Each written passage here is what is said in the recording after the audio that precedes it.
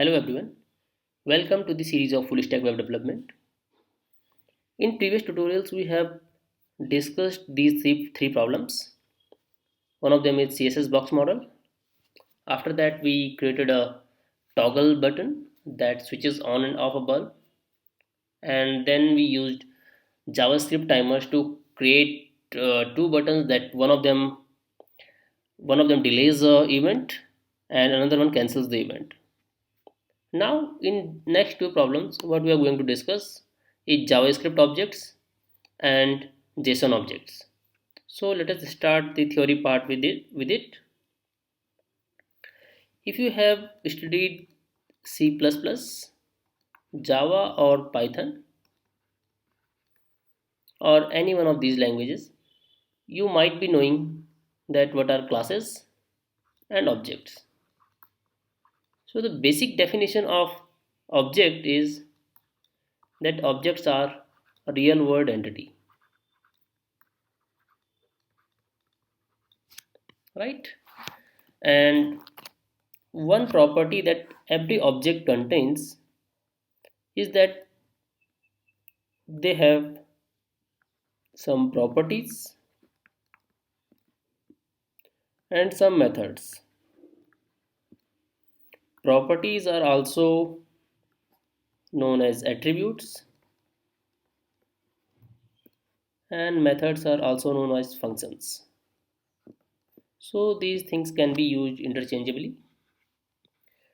Now let us come to some examples so that you can understand what attributes and functions are, or what properties and methods are. So example first that I am going to take for you, I can take an example of car. So in this case, let us represent P with properties and M for methods. And now let us try to find out some properties and methods for the car. In general, when we talk about properties, these are some numbers or strings, or maybe you can take some boolean values. These denote the properties, right? In case of method, we talk about some action, or in English you can say that it's a verb. So for example, top speed of the car, it could be a property of the car. Then number of tires, it could be another property, or number of gears, it could be another property. Model of the car, or maybe manufacturer or the company, all these are properties and you can add more of them. Similarly, when you are talking about method, one of them could be accelerate, it could be a method. Then brake, or maybe you have some other buttons like open open the door or open door. There is a button that performs this action, or there are some other like open windows,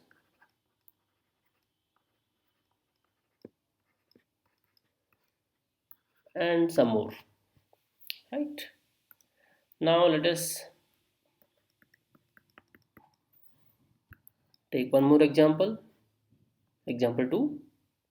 So you can take example of a smartphone as you are using it every day. So you might try to find out some properties for this and related methods. What could be the property? You could talk about screen size or RAM, or maybe model again, the company, and so on. Similarly, method, there could be send message, or it could be like turn on or off. Turn on could be one function, then it could be turn off, another function, or maybe there is a toggle button for both of them, which either turns on the mobile or turns off it. So one function could be achieved using the same button,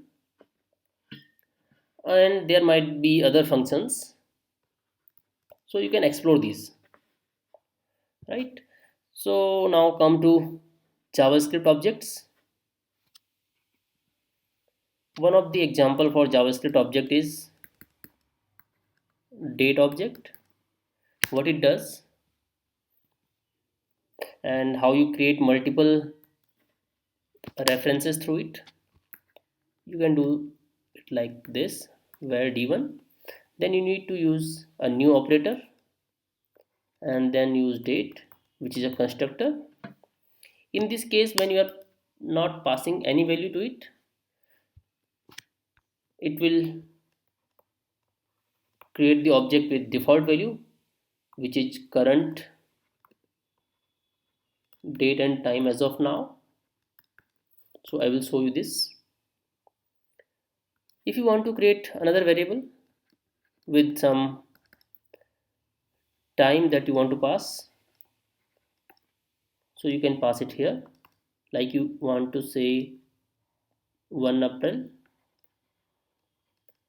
2020, so you need to pass it like this. And then you can use multiple methods like get, hours, and so on. There are multiple methods that starts with get, and then you need to fill it here. You could use minutes or seconds or maybe day, and you can use those. So let us try to use these functions, where d1 equal to new date. You can see it here, d1, and it's giving us current time, May 6. It's around 2 o'clock in the afternoon. Another variable you can create like this. So d2 is this object where date is 1, month is April, and year is 2020, and time is 00. So you can use some functions. Get day, it's 3. It doesn't give us Wednesday, Thursday, Friday like this. It gives us 0, 1, 2, 3. Similarly, you might get more of these, like get date, and it should give us 1. d2 dot get hours, milliseconds, minutes, month, and all that. Month should be 3, as it start with 0. You can check it by changing the value here. Now again get the month, and you can see it's 0. So most of the countings start with 0 in computer science and goes up to n. Now let us come to more objects, and with each example we'll learn some new concepts. So the concept here is the variables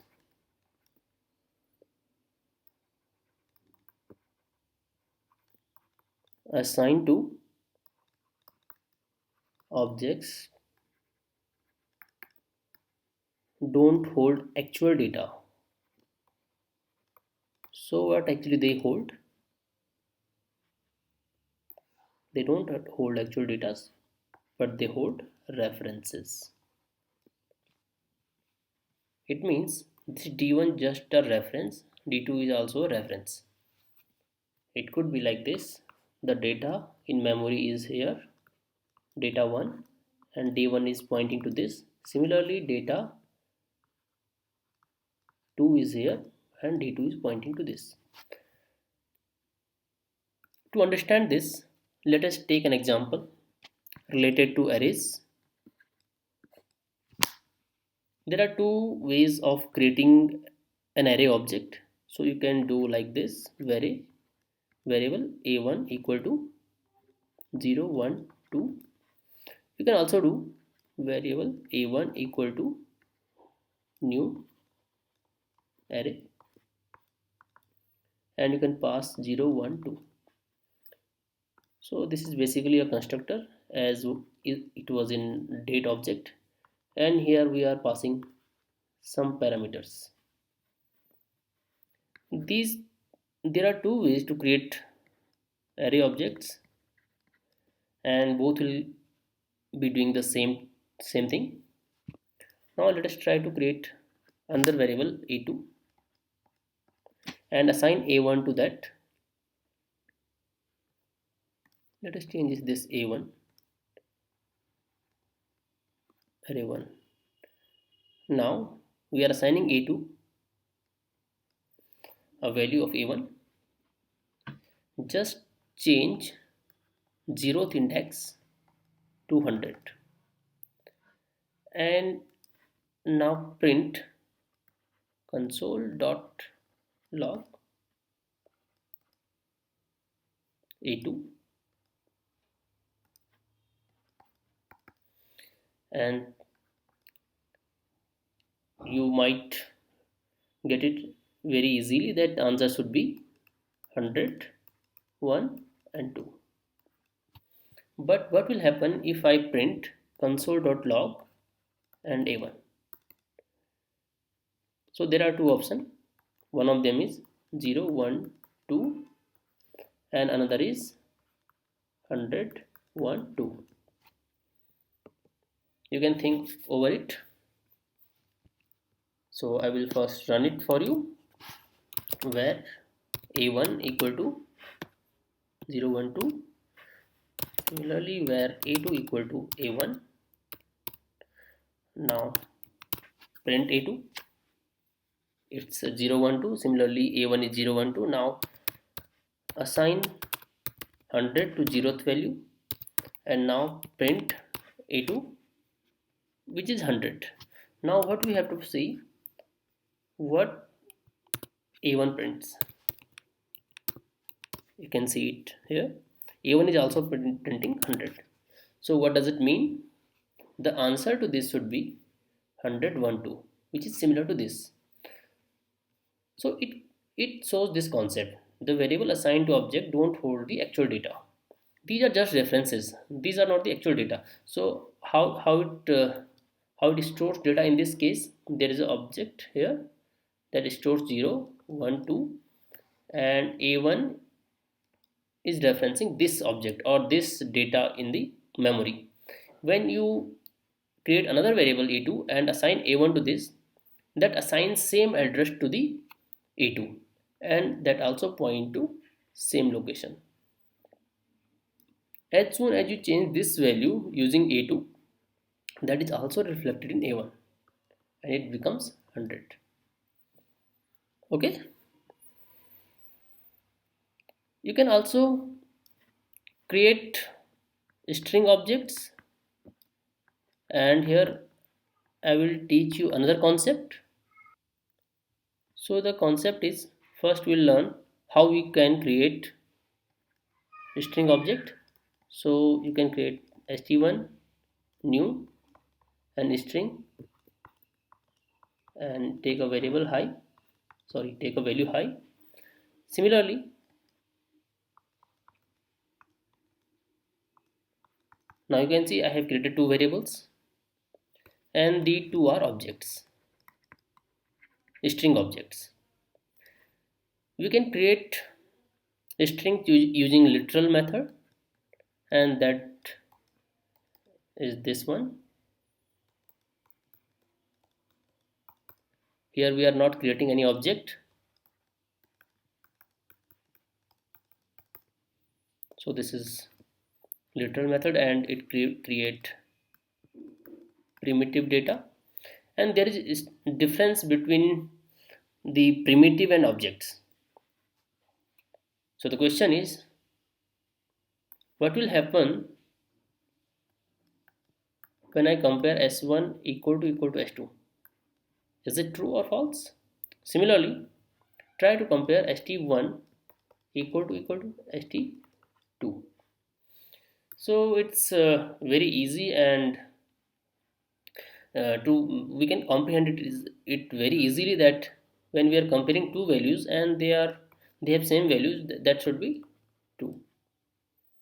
Similarly, in this case, you might think that both objects have similar value or same values, so it should be true. But that is not the case, and answer should be false. And what is the reason behind this? Let us try to run this program first, where st1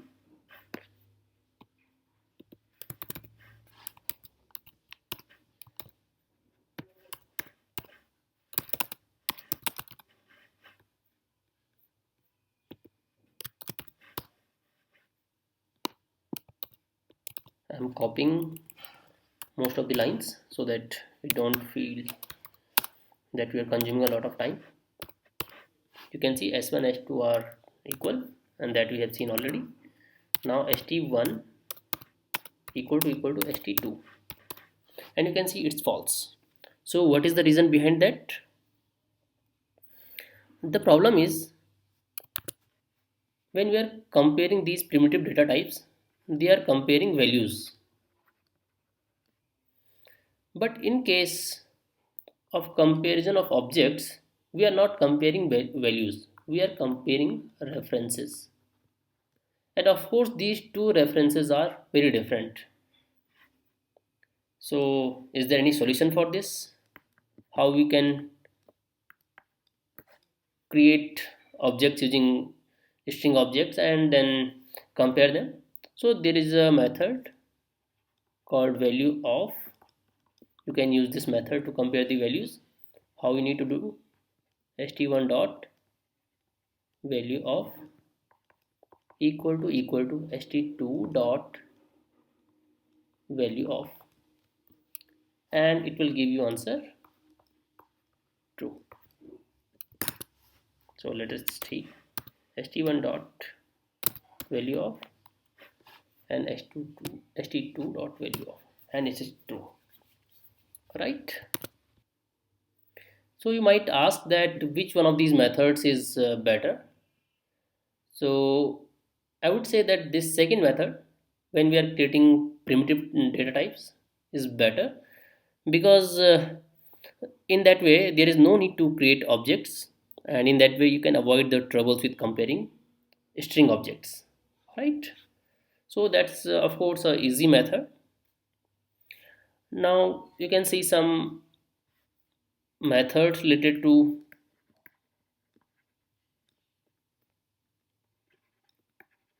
arrays and strings.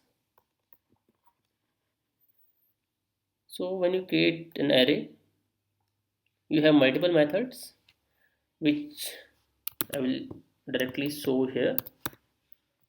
You can see, if you want to add a new value to this, you can use push method, and let's add 20 to this and see again.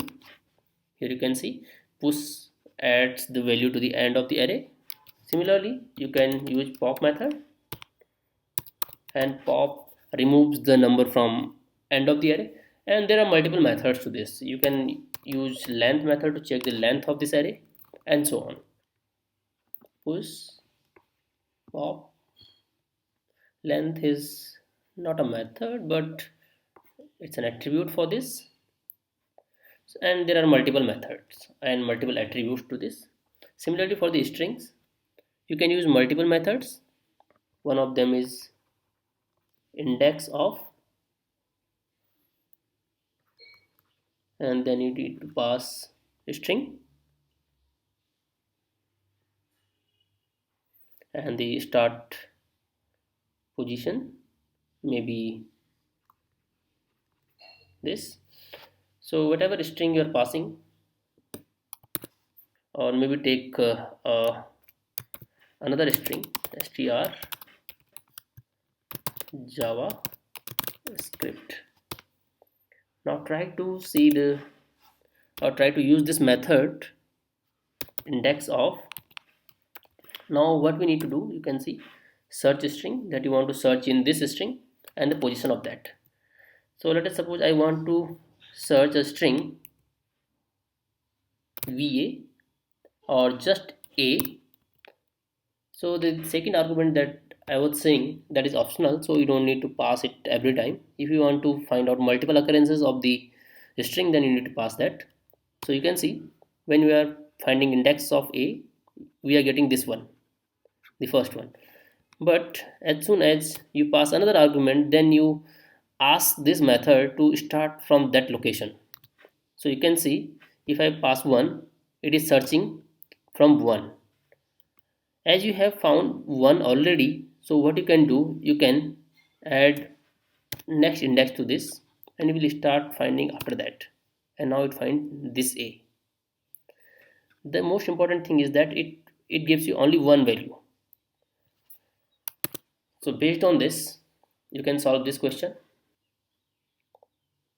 Second question. So what does it mean? Just open the browser. You can see here is file name, this one.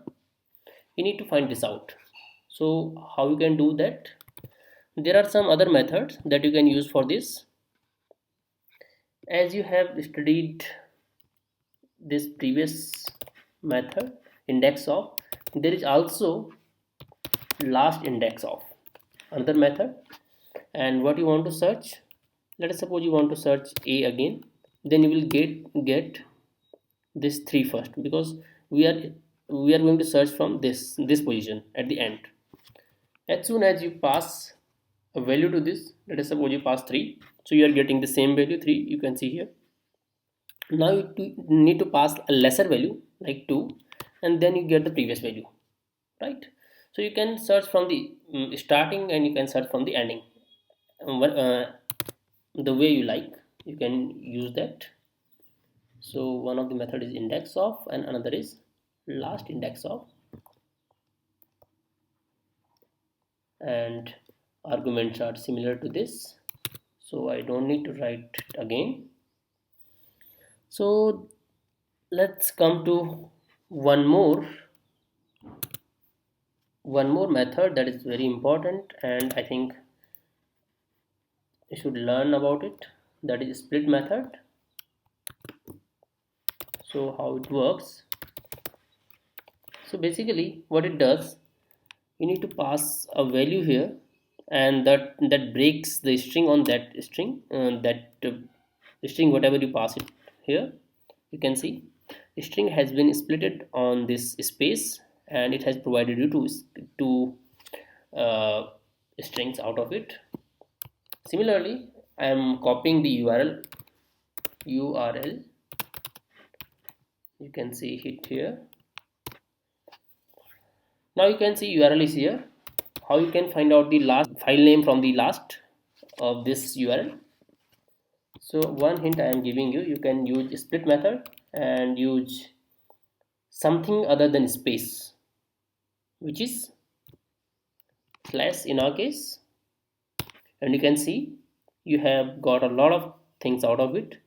Now you can use this thing or this array to find out the file name, right? So there are multiple methods that you can use. So I think this lecture is enough for this information. We'll continue this in coming lectures and we'll discuss few more things. If you have any doubt or if you have any query, you can put it in the comments or write me a mail. And don't forget to subscribe my channel. Thank you so much.